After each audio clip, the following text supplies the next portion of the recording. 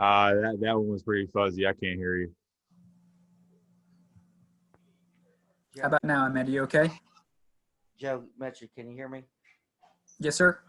Ask the media to speak up as loud as they can when they ask a question, please. Sure.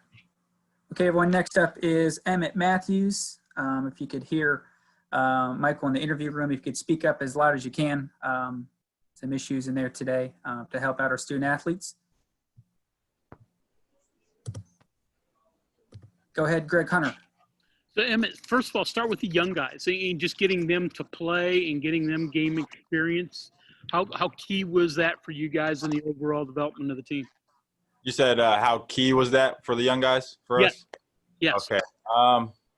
Having the young guys out there, it's kind of weird for me to say that now because I remember looking at interviews freshman year of Issa and guys like that and Lamont and Sags, and they were asking the same question about me.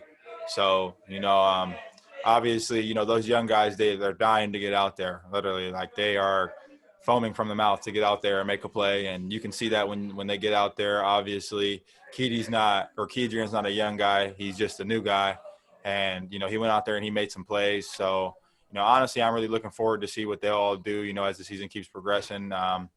Obviously, we all have some work to do, and hopefully those younger guys know what that work is, so they'll get a chance to get out there more.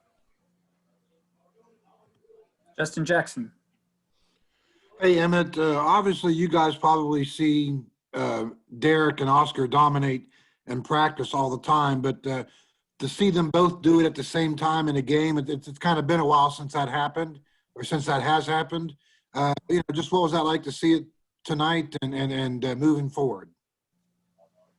I'm really trying to piece these questions together. The audio is really messing up. I think you're talking about Derek and Oscar. So Yeah. I really, just having them two out there, obviously, what you're going to get. Obviously, it's been a little bumpier. It's been a little bumpy road for Oscar this year, but, we've had plenty of sit-down talks with them. I've personally talked to them plenty of times just about, the game of basketball is mental. It's not always physical. So, people are going to try to outsmart you more than out-physical you because you are probably the most physical basketball player in the country. So, having them two down there, it's always a plus. If one of them's not playing good, the other one usually is. So, it's really just, who's going to play good that game. But, today, obviously, they both played good. And I hope that just happens every game from now on because I personally feel like if they both play well and, we make shots from the outside, I don't think we'll lose to anybody. Next is Kevin Kinder. And it seems like every game there's a different player or group that plays well. Is that just going to be the hallmark of this team? And if not, what has to happen for it all of it together? Is it close, do you think?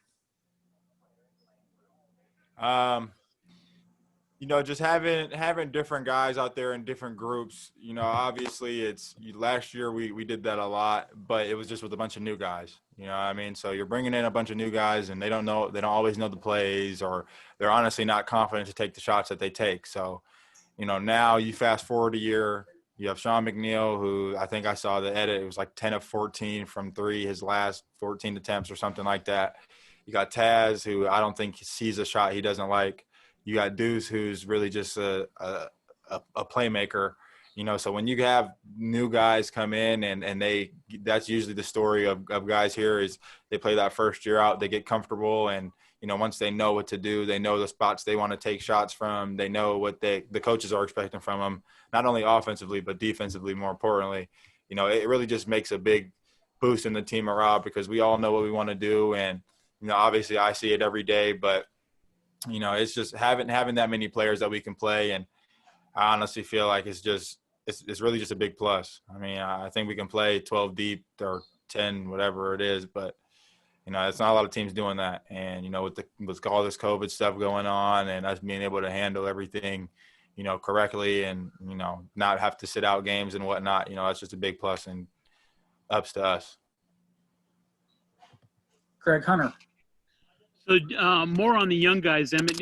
Jalen, the guy who works with you directly at your position. So how have your discussions with him been, and what do you see out of his progress?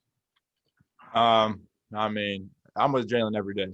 Literally, I see him every day. I talk to him every day, and it's not even, sometimes it may not even be about basketball, but Jalen really is like a little brother to me. He's like the little brother I never had. So, I honestly want the best for him. And so, when I'm talking to him, I want him to stay more aggressive.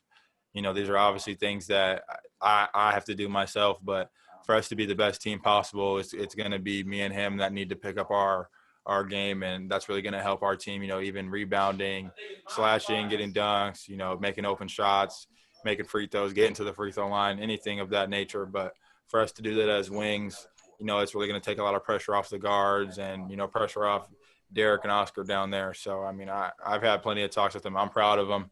He knows what I expect from him, and I mean, he knows what he needs to do to be the guy that he wants to be and go where he wants to go. So, And Justin.